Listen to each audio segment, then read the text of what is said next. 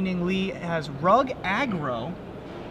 He's got Vendilion Click, Snapcaster Mage, Tarmogoyf, Grim Lavamancer. It looks like Rug Delver without the Delver. It is Rug Delverless Delver. He's also got Preordain. What's I don't know what here? just happened. Well, oh God, he's just got to pick up all these cards. We're so he can attacking turn with a them lot sideways. of goblins this game. This is a clogged board. So it looks like double Goblin Pile Driver attacking alongside a War Chief, a Mog War Marshal, and a Goblin Ringleader. Yeah, we are in a very well-developed board state already. We've got Jace on 5, but it's not going to be good enough. So for the second round in a row, a Jace that has ticked up just isn't good enough. So, well, not in a row. I guess we had one earlier today that wasn't good enough. Sure. Yeah, I was going to say, I don't think there was a Jace in that last match that I remember. Well, there was a Jace in the bug against... in your last round, is that what it was? Tezzeret was ticking up a lot. The ticking up of Jace was actually very good. Okay. As it is wont to be. As is wont to be. So we've got sideboards heading to now. Ning Lee has access to a couple of things out of his sideboard that would help him against the onslaught of goblins. Chief among them is Mind Harness. Yeah. Also, 2 more Grim Lavamancers to add to the 2 that he has main deck. An additional Fire Ice to add to the 2 that he has main deck. And Engineered Explosives. What do you think about Nature's Claim for Aether Vials? I noticed that. That's real iffy. I mean, it's only got the 1 target. So if you open up with a hand that's got Nature's Claim in it, and your opponent goes, all right, lackey, go. Never play you Vial. just want to, like, come you on. just sort of want to shoot yourself in the head and be like, this was a poor decision all around. Yeah, for sure. Meanwhile, for Jim. Yeah, Jim, taking a look here, he's got 3 copies of Red Elemental Blast, 3 copies of, oh, I'm sorry, I thought that was Pyro Blast, but it's Pyrokinesis. Pyrokinesis is actually very good too. Still, because his opponent's his deck has Tarmogoyfs and then a bunch of 1 toughness guys. Yeah. So he'll be able to pick off Grim Lavamancers, Snapcaster Mages, and Vendilion Clicks to be able to force through additional damage. I think that's about it. He's not going to bring in anything else. So the rest of his sideboard, Mindbreak Trap, clearly not for this matchup. No. Angel of Despair, obviously not for this matchup. Relic of Progenitus, actually not going to reasonable. Do anything. It's somewhat reasonable. Like it beats a Goyf, it beats a Lavamancer. If you need to take stuff out, then it's fine. But it's goblins. You don't need to take anything out. Red Elemental Blast, not going to. Well, maybe maybe the Red Blast is something like he could bring. He does have Jace the Mind Sculptors. Does see Ning Lee, so he can take out Jaces on the way down. But most of the blue spells in his deck are counter spells and cantrips. So, I mean, countering a counterspell when you're goblins is not really, you don't really care about it because you don't really care about any one individual goblin. Sure. You just overwhelm them. Like, maybe it'll help a War Chief resolve, but you've also got Cavern of Souls and Aether Vial, so you don't have a ton of problem letting things resolve. And Crows and Grip obviously will not be coming in. Right. No reason. No targets for that, really. I would anticipate that if he's sideboarding at all for this matchup, Jim is bringing in Pyrokinesis. And they would be coming in for the Sting Scourger, the Tin Street Hooligan, and shave some other cards.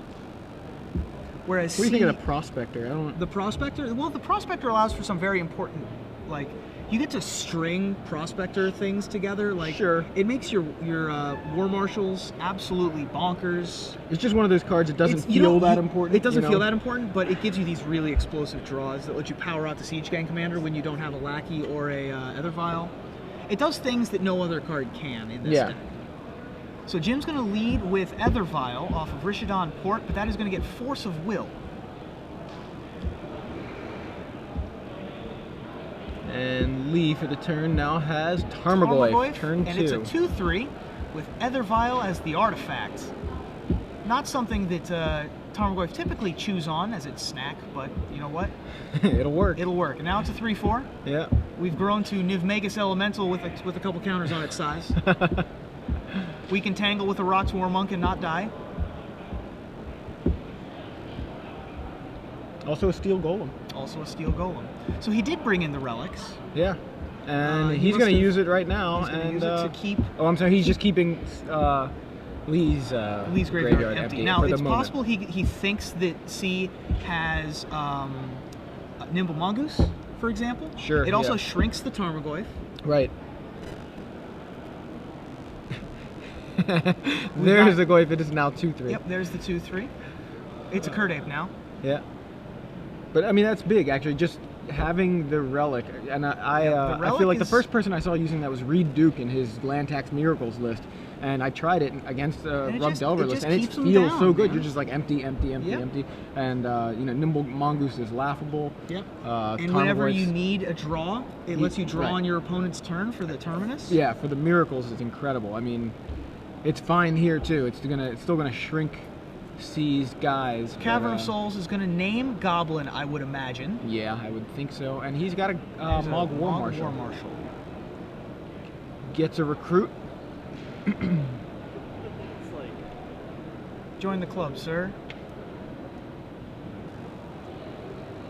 It's not a standard Goblin token. No, but we can figure out what it is. Looks like Mega Man. It kind of does have like a video game character-esque look. It does. I can see like a Mega Man looking thing. Yeah. So C trying to figure out where he's going to go from here. He does have red mana now. Looks like he's passing the turn. I think so. And Jim emptying his own graveyard just one card at a time. Yep. To make that. Oh, it's back to being a 2/3. It was a 1/2 for just a moment. Yeah. Then the War Marshal died, and boosted the Goyf yet again. So we've got land, creature in the graveyard. Jim plays a Taiga. There's the Taiga. Now the only 4 mana Ringleader. Yep, there's the Ringleader. The best card draw engine in Legacy, as I said last round. Hits Goblin, Goblin, Goblin, Goblin. Woof! Draw 4 and have a 2/2 haste. How do you like that? Oh my goodness. If anybody doubted me when I said that it was the best card draw engine in Legacy, yeah, listen. Jim may have questioned you earlier when he drew like 1 Goblin off of it. But even then, that very rarely happens. Yeah. How many Goblins is in this deck? All of them. Pretty much every... Everything but the Aether Vial, I think. And the land. 33 Goblins, is that right? Did I count that right? 33 Goblins. So over half your deck is Goblins. So most of the time you'll hit 2. And you already have a 2/2. Yep. And not only that, but it has haste. Yep. Swinging so this already. Tarmogoyf is going to stand in front of the Ringleader. He's going to attempt to shrink the Goyf, but in response, Fire Ice is going to essentially 3-for-1 Jim here, because the Tarmogoyf gets to stay alive with creature and instant in the bin. Nice play by C. Yep. And up to 3/4, taking out some lands. Yeah, Wasteland to deal with that cavern, and Jim is no longer currently able to cast uncounterable goblins. That's right. Now we've got a 3/4 Tarmogoyf, land instant creature. Yep. Jim will take 3. But he does have a hand chock full of little green men on little red cards. Yeah, how did you know? Well, we saw 4 of them. Yeah. And I can assume that the rest of his hand also is goblins. Yeah. I think 4 of them he kind of equals chock full. He probably didn't sideboard into Mindbreak Trap here. Probably I would doubt it. Taiga, tapped. Are we going to see Llanowar Elf? That was scary play. I would doubt it. No Llanowar. So there's a Lackey. Goblin Lackey instead. Goblin Lackey used to be such a huge card in Legacy. Still good in Goblins, obviously, but I mean, it was a pretty threatening Goblins for card. a long time was the most popular deck in Legacy, which is why combos took off right at the very beginning when Legacy first became a format. So Gem Palm Incinerator is going to cycle and attempt to pick off Grim Lavamancer. I believe C was thinking about countering that, but that is not counterable. Nope. Because it's a cycle ability. Yeah, uncounterable. Maybe not an uncounterable goblin, but an uncounterable damage source and draw. Right. So. And C is not running Stifle. He's running Spell Snare and Spell Pierce, 3 of each. Yeah, I guess technically it's counterable by Stifle, but not by the traditional counterspells. So Lavamancer goes to the yard, and creature leaves. Tarmogoyf remains a 3/4, but will likely remain back on defense here if C cannot find another creature. because Goblin Lackey threatening to take over the game if it ever connects even once. Just drop a ringleader into play, or even worse, a siege gang commander. Sure. All kinds of threats in Jim's hand. We don't know if he has the siege gang, but I know he has another ringleader. Yep. Another interesting thing here. Okay, so Jim's going to swing. Just going to go. He must have some sort of answer. He's probably got another guy, either that or a burn spell. I mean, I think. Maybe he's waiting on the burn spell. This is a very suspicious attack if C has nothing. Yeah, either that or he's just not respecting the lackey. The lackey's going to basically generate upwards of 4 or 5 mana if it connects. So among the things that Seeing Lee could have are Vendilion Click, Snapcaster Mage, Fire Ice, which is exactly what he has. So it's going to go 1 and 1. And Lackey goes to the yard. We'll be packing up and heading out shortly. So if you have anything you'd like to get, Jim, you'd like to buy. Now looks like we're going to go War Chief here, maybe? Or Matron? Post-combat War Chief? I imagine this is going to be a Matron. Yeah, this is a Matron. We'll be leaving shortly-ish. So if you would like to get anything from them, you should head over now. Almost certainly going to be. Yeah, it's a Matron. This will probably be going and getting another Lackey if it resolves. Tony DiTerlizzi, the artist on that card. I miss his artwork. It was very kind of very whimsical fantasy. Yeah. He did the artwork for the Spiderwick Chronicles books, which became a movie, of course, a few years ago. But I remember I bought a couple of the books because I just liked the artwork. I didn't read any of them, but can't tell what we got. Looks like a War Marshal to me. Yeah, I didn't quite get a look either. It went. I think that Jim's plan is to not try and land Lackey. He's just trying to keep playing guys until C concedes. Yeah. Succumbs to the onslaught. Goyf attacks. Matron goes ahead and chump blocks, and Relic removing a card from C's graveyard. Yep. One of the instants is going to go away. And Jim's actually going to just these are break the whole thing. No, Tarmogoyf doesn't die. It doesn't die. Oh wait, it got damaged that turn. It got blocked by the Matron. Yeah, that was actually sweet. Yeah. Nice. So Goblin Matron trades with Tarmogoyf thanks to a Relic of Progenitus. Seems like a good trade. I would take that trade pretty much every time. Yeah. And Matron did get a War Marshal, by the way. 1 mana. There's a Skirk Prospector. So now you get to see how awesome Skirk Prospector is. Well, I mean, I've played with Skirk Prospector and Goblins. But he's going to pretty much just go off this turn. Sure. Because he's going to play Matron, which is going to be Dark Ritual. Cobble Ritual, I should say. Okay. It's Dark Ritual if you have a War Marshal or a War Chief in play. Because it costs 1 red and makes 3 red. Right. And but instead, it's just Pyretic. Mog War Marshal gets Spell Pierced. Yep. Spell Snared. Oh yeah, Spell Snare, sorry. C, I imagine, took out his Spell Pierces in this matchup. And Rishadan Port. Your green source. Yeah. C has no play.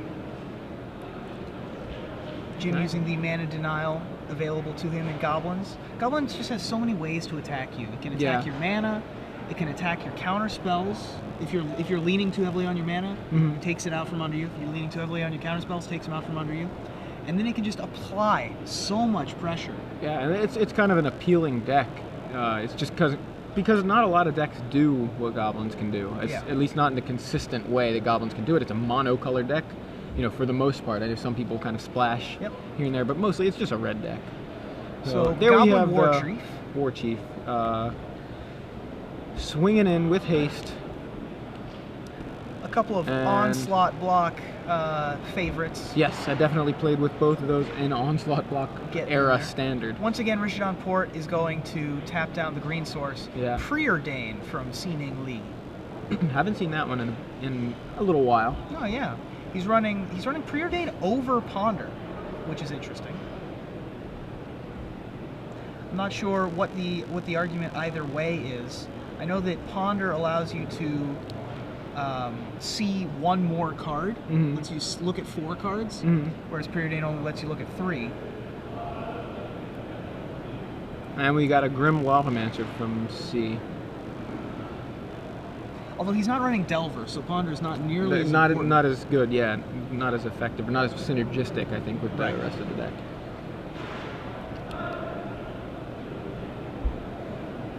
Jim pondering his options without ponder either. Right. But I do think that in a deck where you're trying to find something specific, Preordain is better, as opposed to, because he's digging for these 2 Jace the Mind Sculptors. He can only really run 2 because his mana is a little clogged. Sure.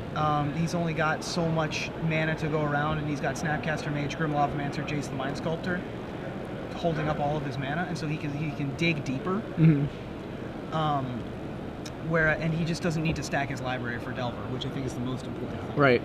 Well, it looks like Matron finds an Incinerator, and the Incinerator, I assumed was going to take out the Lavamancer, but it didn't yet. We've got so many Pile Drivers. Ooh, Pile Driver, One of them's going to get countered. Spell Snare. So the converted mana cost of the card stays the same, even if it's cost less, 1 less to cast. Correct. From the War Chief. So just that is why the Spell Snare still was able to hit the Goblin Pile Driver. All of these creatures have haste. This Pile Driver will become a 7/2 if all of them attack. Yeah, and if I was content to, or if my plan was to get in with Pile Driver, do what looks like Jim was doing, I may have used the Incinerator on the Lavamancer just to, rather than casting well, he the can other. still do that. He's still got the Prospector to be able to sack off this Matron. It's not really doing too much. Right. I don't think any of the other creatures. So he can really declare them all as attackers, then sack one to boost the Pile Driver, right? Yeah. Now sack one and then for the mana, and go ahead and cycle the Gem Home Incinerator, take out the Lavamancer, hit you for 7, 8, 9, 10. Yeah. Setting seemingly to 6 life.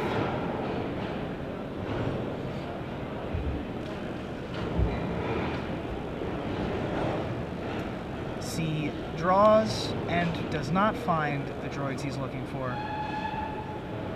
He did have the green source that turn, though. He did.